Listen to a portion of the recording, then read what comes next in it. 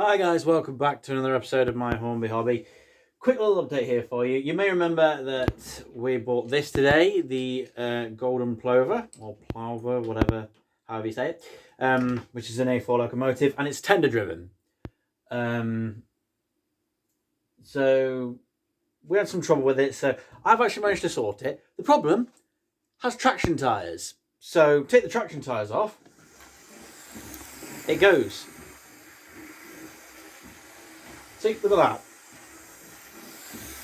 It's a bit weird, I will admit, just seeing a tender race around with no engine.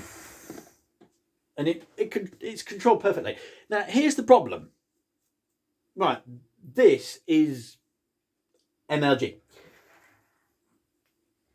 Right, I'm going to put the locomotive on. Now, what should happen is that this tender should be able to push and pull this locomotive as much as it likes, etc, etc, etc. Right, so I've just got them apart. There's a nice space there between them. And actually, I'll show you something. Right, here's the control that I'm using.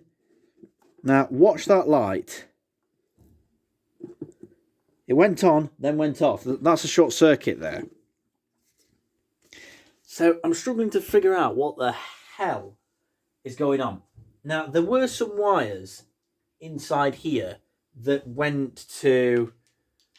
Where the hell is it? This, which is like a set of pickups. It's a very small set of pickups. Now, when that was on, it continued to short circuit. And I thought it was because usually a short circuit is, well, when the two sides of the track. I mean, I'll show you a little technique. If there's a strip of metal over both live wires or live tracks, it cuts out. Because if it didn't, you'd get a shock from that. But these are only 12 volt, 9 to 12 volt train controllers.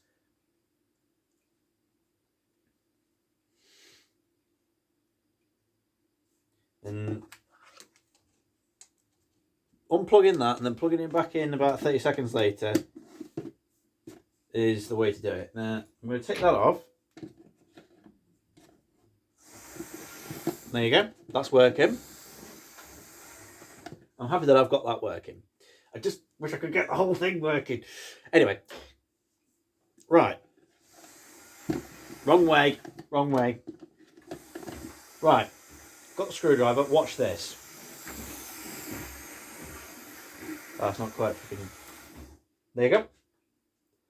I applied that to both rails and it short-circuited because I joined them together. I created a circuit within the circuit. If that makes any sense.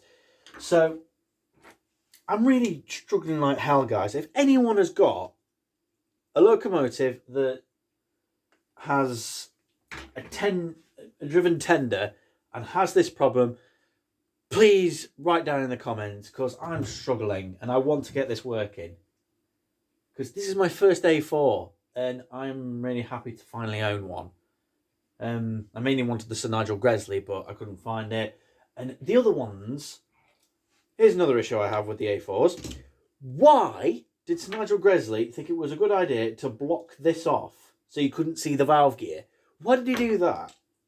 What was the idea? Was it like a tram, to cover up the wheels or something? What was it for? Was it for streamlining? Because I don't see how that would work, because the wind would be going over the body and then through the running board. So I don't see how blocking off the wheels or view of the wheels would work.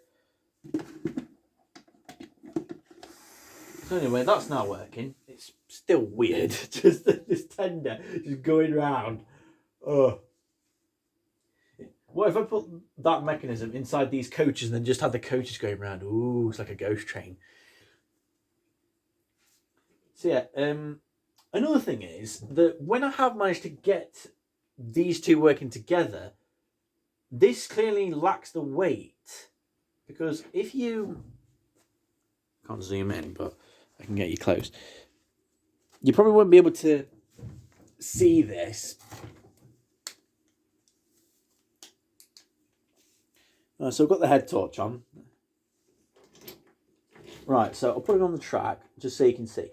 Right, so if you just push it along normally, look at that. It's like it's doing an emergency stop.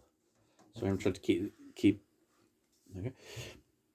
It's like it's doing an emergency stop. If I put pressure on the top, then push it, it works flawlessly. Slowly let go of the pressure. It starts to go back.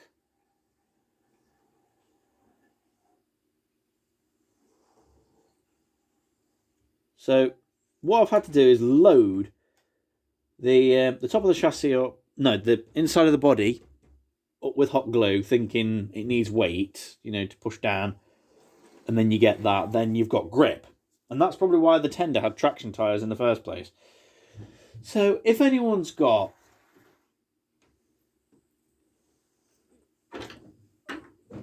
this locomotive or a locomotive that's tender driven, please let me know. Please tell me what you did to solve it, or if you've solved it or anything.